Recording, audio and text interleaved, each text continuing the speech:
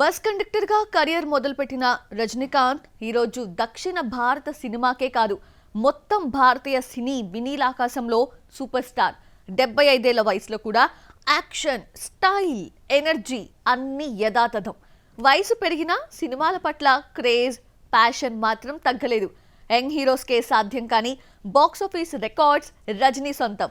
Content కంటే stardom, ఎలివేషన్తో కూడిన కథలకే రజనీ ఇంకా ప్రాధాన్యం ఇవ్వటం సినీ లవర్స్ కి మింగుడు పడని విషయం. రజనీకాంత్ 75 ఏళ్ల వయసులో కూడా ఇంకా యాక్షన్ చేస్తూ ఫ్యాన్స్ ని హైప్ లో ఉంచుతున్నాడు. చిరంజీవి 150 సినిమాల తర్వాత కూడా ఇంకా హీరోగా కొత్త డైరెక్టర్లతో ఎక్స్పెరిమెంట్స్ చేస్తూ యంగ్ జనరేషన్ కి కాంపిటీషన్ అవుతున్నాడు. ఇప్పటికీ కమల్ హాసన్ సినిమా అంటే ఆలోచనలో పడిపోతాం. ఆర్ట్ లో ఇన్నోవేషన్ చూస్తాం.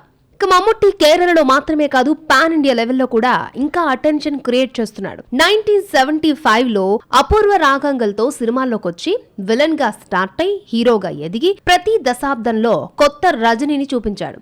ఇటీవల వచ్చిన జైలర్, కూలీ సినిమాలతో 75 ఇయర్స్ ఏజ్ లో కూడా థియేటర్ లో కలెక్షన్ల సునామీ సృష్టించాడు. అతని style, walk, screen energy, mannerism ఇవన్నీ ఎవరికీ సాధ్యం కాదు. టైం మారినా, ట్రెండ్ మారినా రజనీకాంత్ ఇంపాక్ట్ మాత్రం ఎప్పటికీ తగ్గదు అని ప్రూవ్ చేస్తున్నాడు. రజనీకాంత్ తన ఏజ్ కు తగ్గ పాత్రలు చేయడం లేదనే కామెంట్ వింటూ ఉంటాం, కానీ ఆయన ఇంకా హీరోలా నిలబడడానికి అసలు రీజన్ ఆయన లైఫ్, గురువులపై విశ్వాసం, ఆధ్యాత్మికతపై ఆసక్తి. ఇవే ఆయన మైండ్ పవర్ సీక్రెట్స్.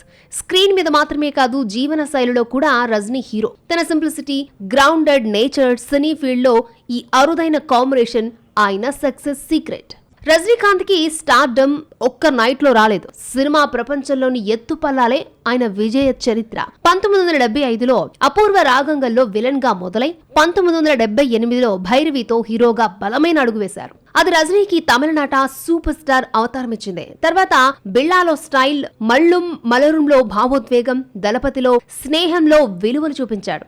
ముత్తు, భాష, నరసింహ లాంటి సినిమాలు రజనీకాంత్ ని ఫినామినన్ గా మార్చేశాయి.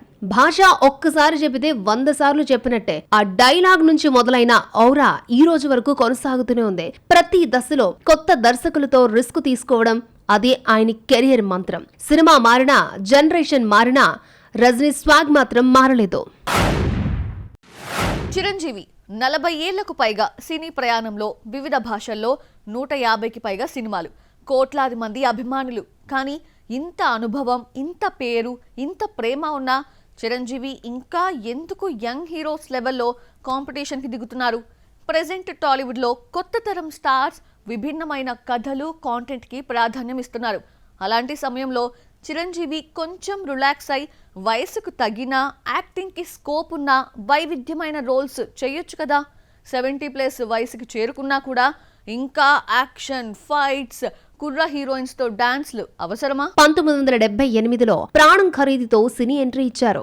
మొదట విలన్ గా కనిపించిన కొద్ది కాలంలోనే తన స్టైల్, తన ఎనర్జీతో తెలుగు ప్రేక్షకుల మన్నన పొందాడు. ఖైదీ సినిమాతోనే టాలీవుడ్ కి కొత్త డెఫినేషన్ ఇచ్చాడు. మాస్ హీరో అనే పదం అప్పుడే పుట్టింది. తర్వాత ఛాలెంజ్, జగదేక వీరుడు, అతిలోక సుందరి, ఇంద్ర, ఠాగు, శంకర్ దాదా ఎంబీబీఎస్. ప్రతి దశలో కొత్త చిరంజీవి కనిపించాడు.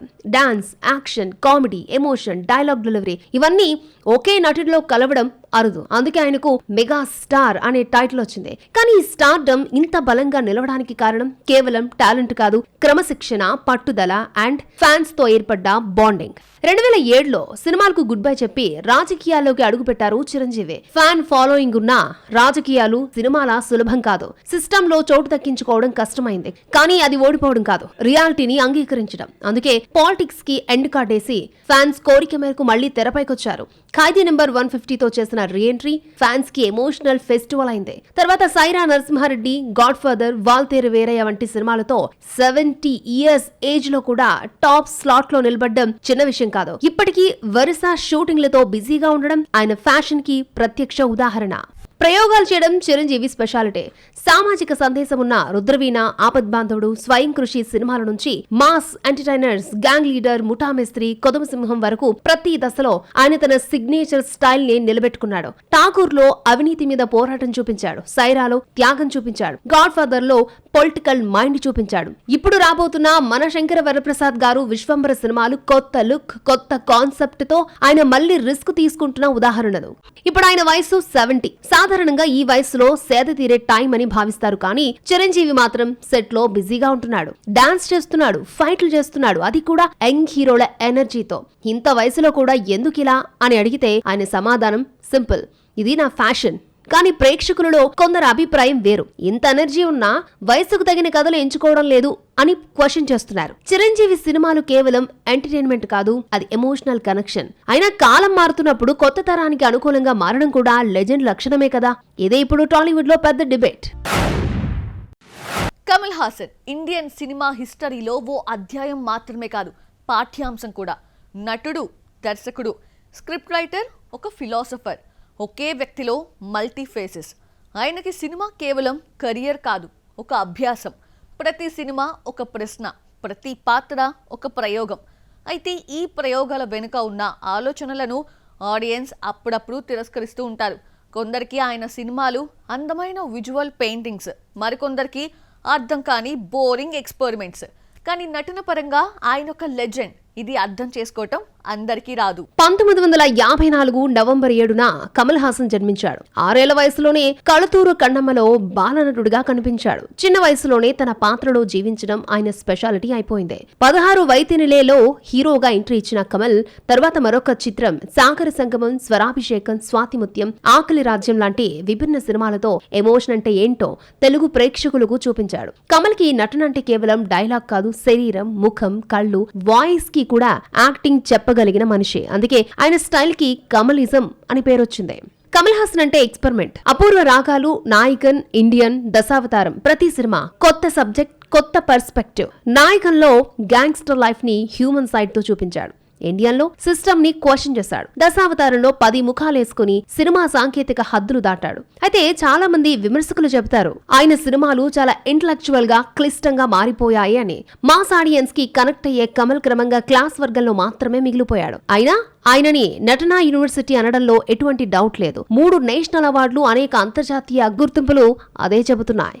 2018లో కమల్ హాసన్ రాజకీయాల్లోకి వచ్చారు. మక్కల్నిది మయం అనే పార్టీని స్థాపించారు. సినిమాల్లోని లాజిక్, రియలిజం రాజకీయాల్లో కూడా కనబడాలని ప్రయత్నించారు. కానీ అక్కడి ఆట వేరు, లెక్కలు వేరు. తనకున్న తాత్విక దృక్పథం ప్రజలకి నచ్చింది, కానీ ఓట్లుగా మారలేదు. కమల్ ఇప్పుడు ఆర్ట్, యాక్టింగ్, పాలిటిక్స్ అన్నింటినీ ఒకే వేదికలో బ్యాలెన్స్ చేయడానికి ట్రై చేస్తున్నారు. కల్కిలో ఆయన విలన్ గా మారడం కూడా అదే ఎక్స్పెరిమెంట్. హీరోగా మాత్రమే కాదు, కాన్ఫ్లిక్ట్ గా కూడా ఉండగల నటుడు అని చూపించాడు.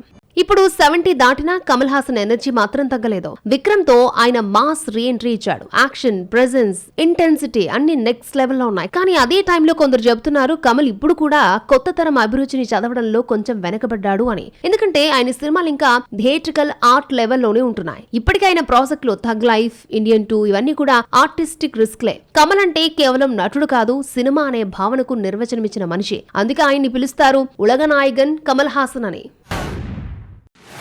40 ఏళ్ల కెరియర్లో 3 నేషనల్ అవార్డ్స్, లెక్కలేనని లోకల్ అవార్డ్స్, రివార్డ్స్. చేసిన వందలాది రోల్స్, ప్రతి రోల్లో ఓ కొత్త మనిషిని చూపించే పర్ఫెక్ట్ ఆర్టిస్ట్. మలయాళ సినీ ఇండస్ట్రీకి ఆయన ఒక లైబ్రరీ. భారత సినిమా హిస్టరీలో ఆయన ఒక మైలురాయి. మమ్ముట్టి సినీ ప్రయాణం ఎక్కడ మొదలై ఎక్కడికి చేరిందో ఇప్పుడు చూద్దాం. 1951 సెప్టెంబర్ 7న కేరళలోని చందీదూర్ అనే గ్రామంలో జన్మించారు మహమ్మద్ కుట్టి ఇస్మాయిల్ పణపరంబిల్. అదే పేరు తర్వాతి కాలంలో మమ్ముట్టిగా మారింది. 1980లో మేళ్లే తోరాధేతో హీరోగా పరిచయం. కానీ బ్రేక్ ఇచ్చింది న్యాయవాది, యాత్ర, న్యూస్ వంటి చిత్రాలు. ఆ తర్వాత ఆయన కెరియర్ ఆగలేదు. రీసెంట్ గా రిలీజ్ అయిన బజోకా వరకు ప్రతి సినిమా కొత్త లుక్, కొత్త బాడీ లాంగ్వేజ్, కొత్త dialogue style, mass, class, art అన్ని కలిపిన కాంబినేషన్. అందుకే ఆయన్ని అభిమానులు మెగా స్టార్ ఆఫ్ మలయాళ సినిమా అంటారు. మమ్ముట్టి అంటే వర్స్టాలిటీకి నిర్వచనం. ఓరదోత్త తావంలో సున్నితమైన లవ్ స్టోరీ, ఓరుక్కంలో సోషల్ డ్రామా, ఒప్పం, పలీరి మాణిక్యం, మందంలో ఇంటెన్స్ క్యారెక్టర్స్. ఏ క్యారెక్టర్ అయినా ఆయన సినిమాలో పాత్రగా కనిపిస్తాడు తప్ప మమ్ముట్టిగా కనిపించడు. స్క్రీన్ మీద చూడగానే మనం పాత్రలోకి వెళ్తాం. ఇది నటుడి మ్యాజిక్ కాదు, ఆర్టిస్ట్ యొక్క డెప్త్. ఆయనకు 3 సార్లు నేషనల్ అవార్డు లభించింది. ఓరు దొత్త తావం 1987, మటిలుకల్ 1990, పోంవలన్ 1999. ఈ సినిమాలకు 3 సార్లు నేషనల్ అవార్డు వచ్చింది. ప్రతి ఒక్క పాత్ర ఆయన కెరియర్ కి ఒక iconic mile stone. Mammootty talent ని భాషలు ఆపలేదు. తమిళ్లో దళపతిలో రజనీకాంత్ తో నటించి దేశవ్యాప్తంగా గుర్తింపు పొందాడు. తెలుగులో స్వాతి కిరణం, దాదాతో పాటు దళపతి డబ్ వెర్షన్ లో ఫ్యాన్స్ ని సంపాదించుకున్నాడు. తెలుగు యాత్రతో వైఎస్ఆర్ ని మరొకసారి గుర్తు చేశాడు. హిందీలో థగ్ భక్తి సింగ్, డాక్టర్ బాబాసాహెబ్ అంబేద్కర్ లాంటి సినిమాలతో కొత్త డైమెన్షన్ ని చూపించాడు. సినిమా అంటే ఆయనకి బోర్డర్స్ కాదు, లాంగ్వేజ్ లిమిట్స్ లేవు. పాత్ర బలంగా ఉంటే ఆడియన్స్ మనసును ఒక్క చూపుతోనే గెలుచుకుంటాడు. ఇప్పటికీ 70 దాటినా మమ్ముట్టి కెరియర్ స్పీడ్ తగ్గలేదు. ఇప్పటికీ వరుసగా షూటింగ్లు, కొత్త దర్శకులతో కొత్త కాన్సెప్ట్లు, నాన్పకల్ నరుతు మయక్కంలో సైలెంట్ డ్రామా, బజ్రంగిలో మాస్ యాక్షన్, బ్రహ్మయుగంలో సైకలాజికల్ థ్రిల్లర్. చాలా టైం గ్యాప్ తర్వాత మోహన్ లాల్ తో కలిసి పేట్రియాట్ లో ఓ కీలక పాత్రలో కనిపించబోతున్నాడు. సోలో హీరోగా చేస్తున్న ప్రయోగాత్మక పాత్రలతోనూ ఆకట్టుకుంటున్నాడు మమ్ముట్టి. ఏ జానర్ అయినా తేలిగ్గా హ్యాండిల్ చేస్తాడు. ఒక నటుడు అంటే సినిమా చేయడం కాదు, ప్రతిసారి కొత్త జీవితం చూపించడం. అలాంటిదే మమ్ముట్టి కళ.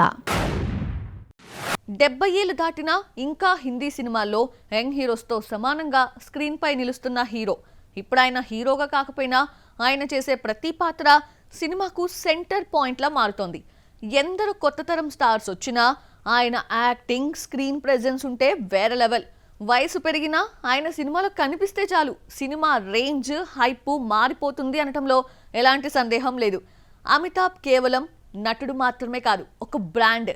వయసుకి తగ్గ రోల్స్ తో ఇండియన్ సినిమాపై తనదైన మార్క్ చూపిస్తున్న లెజెండ్. పింక్ లో ఒక లాయర్ గా యువత తరపున నిలబడ్డాడు. అది సినిమా డైలాగ్ కాదు, దేశం మొత్తం విన్న వాయిస్. బ్రహ్మాస్త్ర, ఉంచే లాంటి చిత్రాల్లో ఆయన పాత్రలు కెమెరా ముందు కాదు, కథ వెనుక నిలిచే శక్తిగా మారాయి. అమితాబ్ ఫ్రేమ్ లోకి వచ్చిన క్షణం కథకి బరువు వస్తుంది, సీన్ లోకి సోల్ వస్తుంది. ఆయన డైలాగ్ కి అర్థం ఉన్నా లేకపోయినా ఆయన స్వరం వింటేనే ఎమోషన్.